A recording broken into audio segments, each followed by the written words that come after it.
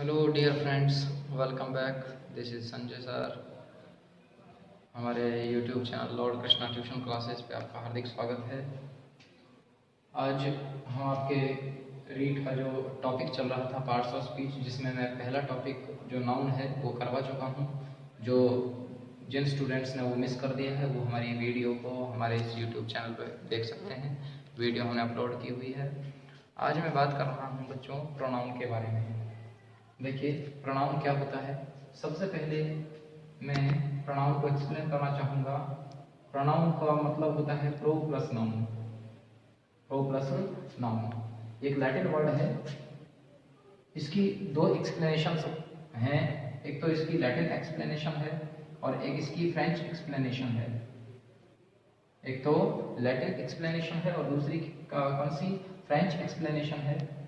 दोनों के अनुसार प्रोनाउन का मतलब क्या होता है, ऑन बिहाफ ऑफ या फिर फॉर। मतलब प्रो का मतलब क्या होता है, ऑन बिहाफ ऑफ या फिर फॉर। और नाउन का मतलब तो होता ही है नेम। तो मतलब कि ऐसे वर्ड जो किसके लिए आते हैं, ऑन बिहाफ ऑफ का मतलब भी के लिए और फॉर का मतलब भी के लिए। मतलब कि ऐसे वर्ड जो नाउन के लिए आते हैं वो क्या कहलाते हैं, प्रोनाउन कहलाते हैं। क्या कहलाते हैं, प्रोनाउन कहलाते हैं। जो नाउन के लिए काम करते हैं ना वो प्रोनाउन कहलाते हैं। एग्जांपल देखिए, मान लीजिए मैंने लिखा Rakesh is my friend, he will always help me. Rakesh जो है वो मेरा दोस्त है, वो हमेशा मेरी मदद करेगा। यहाँ पे ध्यान दीजिए, राकेश जो है वो किसी का नाम है, तो ये क्या हो गया, नाउन। अब अगले सेंटेंस में क्या आ रहा है, he will always help me. मतलब कि यहाँ पे ये जो ही है ये किसके बारे में बात कर रहा है, राकेश के बारे में। और यही हमने बोला था कि जो प्रोनाउन होते हैं वो नाउन के लिए काम करते हैं। मतलब कि ये जो ही है ना, ये किसके बारे में बता रहा है, राकेश के बारे में। तो ही क्या कहलाएगा, प्रोनाउन। ठीक है। तो इस प्रकार से जो प्रोनाउन है वो नाउन रिप्लेसिंग वर्ड्स भी कहलाते हैं। मतलब कि नाउन को रिप्लेस करने वाले वर्ड्स, मतलब कि नाउन के स्थान पर काम आने वाले वर्ड्स कहलाते हैं। उसके बाद मैं आपको बताता हूं टाइप्स ऑफ प्रोनाउंस। टाइप्स या काइंड्स ऑफ प्रोनाउंस, मतलब कि सर्वनाम के प्रकार। तो सर्वनाम जो हैं वो 10 प्रकार के होते हैं। एक बार आपको इसको अगर लिखना चाहो तो लिख लीजिए।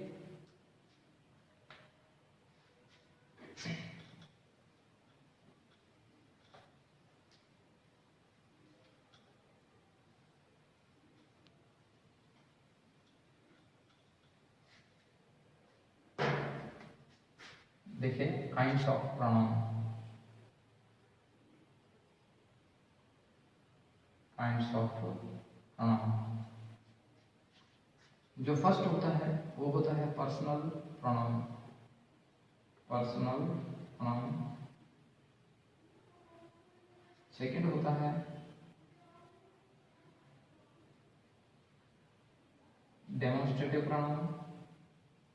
थर्ड होता है डिस्ट्रीब्यूटिव प्रोनाउन। फोर्थ होता है इंडेफिनिट प्रोनाउन।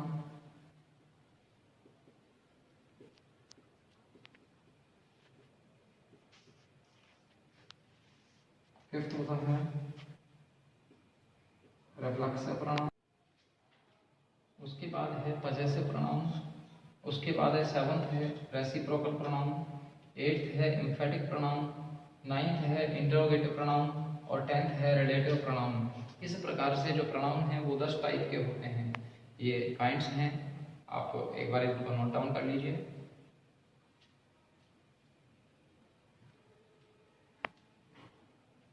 चलिए अब हम एक एक प्रोनाउन की बात करते हैं। पर्सनल प्रोनाउन क्या होते हैं, डेमोन्स्ट्रेटिव प्रोनाउन क्या होते हैं, इस प्रकार से सारे प्रोनाउन की इंडिविजुअल बातें हम करेंगे। फर्स्ट ले लेते हैं हम पर्सनल प्रोनाउन।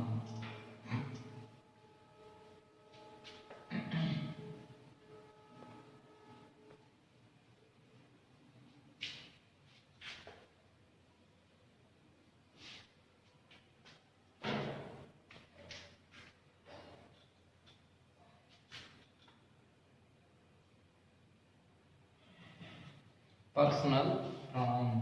कहने का मतलब जो प्रोनाउन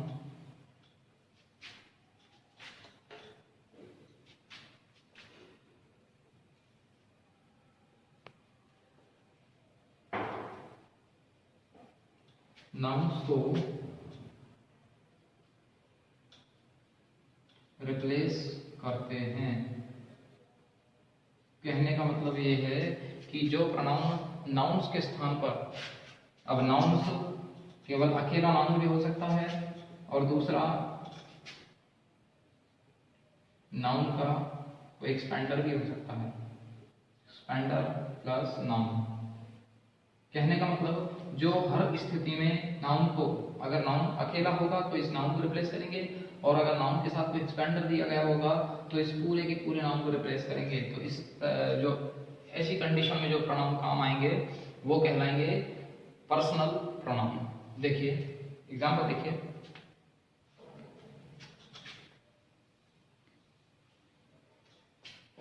मान लीजिए मैंने लिखा my father is a doctor. मेरे जो फादर हैं वो एक डॉक्टर हैं। ही गोज टू ऑफिस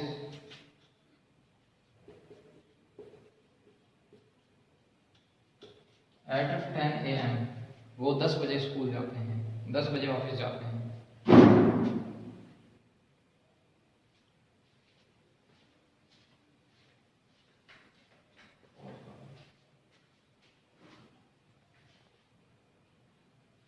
तो यहाँ पर देखिए, मैंने लिखा है my father is a doctor, he goes to office at 10 AM।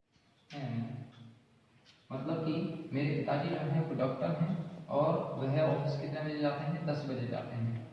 यहाँ पर माय फादर जो है वो पूरा की पूरा, इसको हम क्या मान लेते हैं, फादर तो नाउन है और माई जो है वो क्या है, एक्सपेंडर है। फादर मतलब नाउन का एक्सपेंडर है ना, मतलब कि विस्तार। तो नाउन और नाउन के विस्तार, इन दोनों के अगले सेंटेंस में दोनों के स्थान पर कौन सा वर्ड आ रहा है, ही। तो ही क्या कहलाएगा, पर्सनल प्रोनाउन। क्या कहलाएगा, ही पर्सनल प्रोनाउन। ठीक है ना। ये आप एग्जाम्पल उतार लीजिए इसका, उसके बाद में मैं पर्सनल प्रोनाउन के टाइप बताता हूं। चलिए देखिए, टाइप्स ऑफ पर्सनल प्रोनाउन।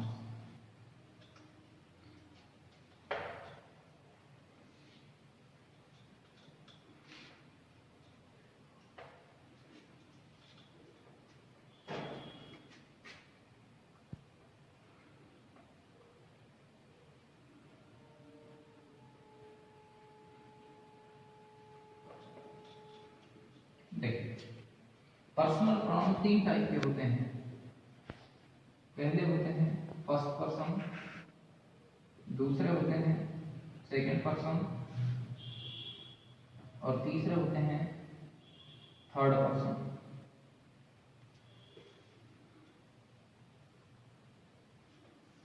क्योंकि ये सेंटेंस में 2 फॉर्म्स में देखने को मिल सकते हैं। एक तो ये मिल सकते हैं सब्जेक्टिव फॉर्म में देखने को, तो इसलिए इनको सब्जेक्टिव केस कहा जाता है, और दूसरे ये ऑब्जेक्टिव फॉर्म में मिल सकते हैं, इसलिए वो होता है इनका ऑब्जेक्टिव केस।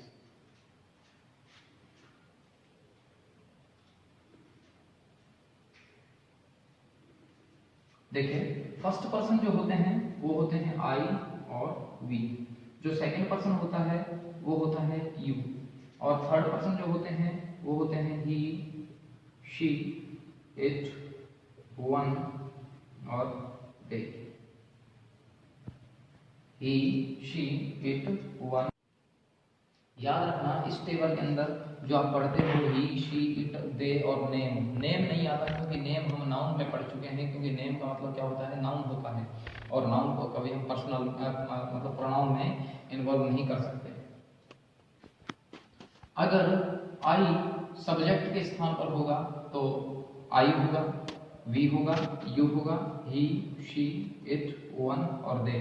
मतलब इस फॉर्म में होंगे प्रोनाउंस। जो पर्सनल प्रोनाउन हैं अगर सेंटेंस में सब्जेक्ट के फॉर्म में होंगे तो इस फॉर्म में होंगे, और अगर ऑब्जेक्ट के स्थिति में होंगे तो आई का मी करेंगे, वी अस्किल में होगा, यू के सब्जेक्ट और ऑब्जेक्ट के सेम होते हैं, ही का क्या होगा, हिम,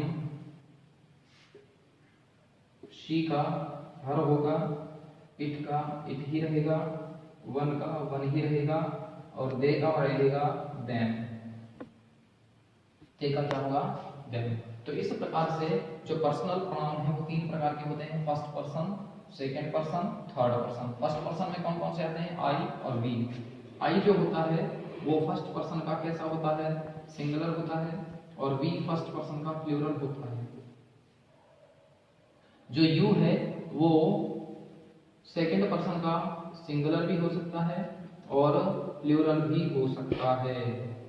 जो ही, शी, इट और वन है ये चारों थर्ड पर्सन के सिंगुलर प्रोनाउन होते हैं, और जो दे है वो थर्ड पर्सन का प्लूरल प्रोनाउन होता है।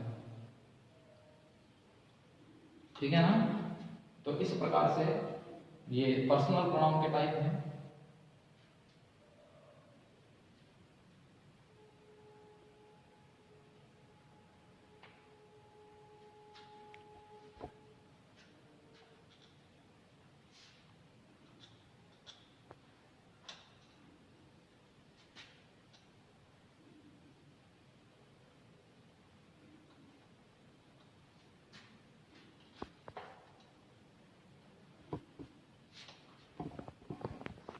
क्योंकि आपके रीड के सिलेबस में एरर नहीं दिए गए हैं पार्ट्स ऑफ स्पीच से रिलेटेड, इसलिए मैं केवल आपको इन प्रोनाउन के आइडेंटिफिकेशन के बारे में बता रहा हूँ, इन प्रोनाउन की पहचान कैसे करनी है।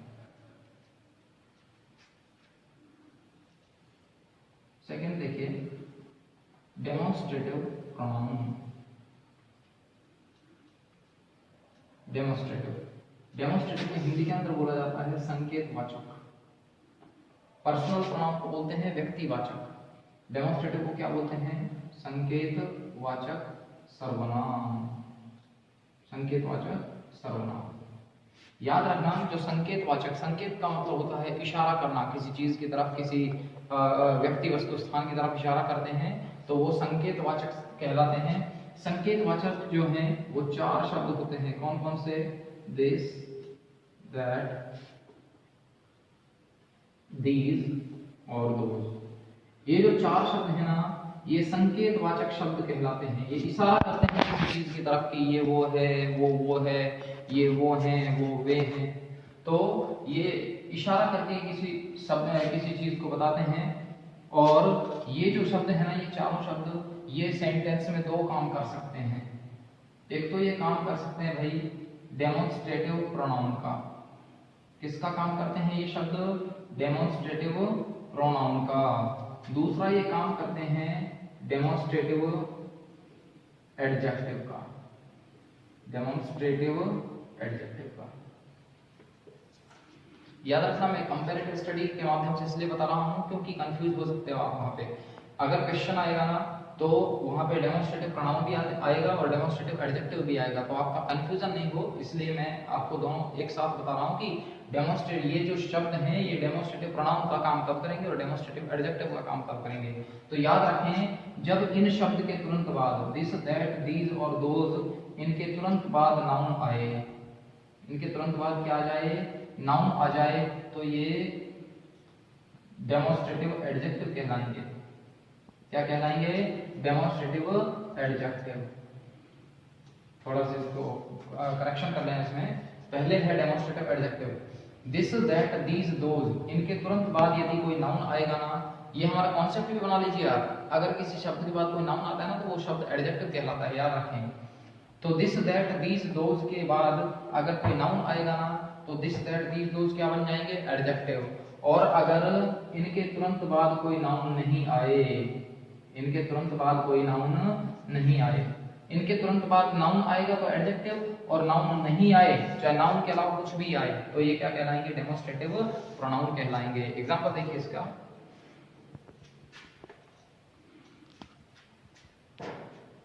मान लीजिए मैंने लिखा this car is mine, this car is mine. यहां पे ध्यान दीजिएगा, जो दिस है वो डेमोस्ट्रेटिव वर्ड है। अभी हम नहीं कह सकते इसके बारे में कि ये नाउन है, ये प्रोनाउन है या एडजेक्टिव है। अभी ये क्या है, डेमोस्ट्रेटिव वर्ड है। इसके तुरंत बाद देखिए कार, कार क्या है, नाउन है। हम पिछली क्लास में पढ़ चुके हैं नाउन के बारे में। कार क्या है, नाउन है ना। तो दिस, दिस के तुरंत बाद में क्या आ रहा है, नाउन आ रहा है। तो दिस क्या कहलाएगा, डेमोस्ट्रेटिव एडजेक्टिव, डेमोस्ट्रेटिव एडजेक्टिव। समझ गए। यदि मैं इस सेंटेंस को ऐसे लिखता हूं, this is my car, this is my car. अब देखिए यहाँ पे दिस जो है ना, दिस के तुरंत बाद क्या आ रहा है, वर्ब आ रहा है। और हमने पढ़ा है कि इन शब्दों के बाद नाउन आए ना, नाउन, तो ये एडजेक्टिव होंगे। नाउन के अलावा चाहे कुछ भी आएगा तो ये प्रोनाउन होंगे। अब बताइए दिस के बाद में क्या आ रहा है, वर्ब, तो ये दिस क्या कहलाएगा, डेमोस्ट्रेटिव प्रोनाउन कहलाएगा। समझ गए। एक और एग्जांपल देख लीजिए।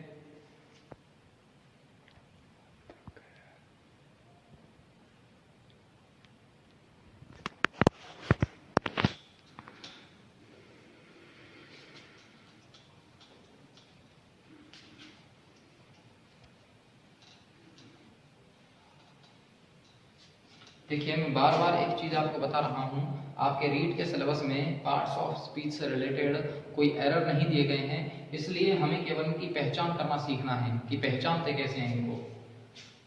और देखिए मान लीजिए मैंने लिखा दोज प्लेयर्स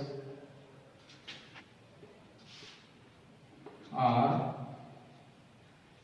प्लेइंग वेल। दूसरा मैंने लिखा दोज आर प्लेयर्स,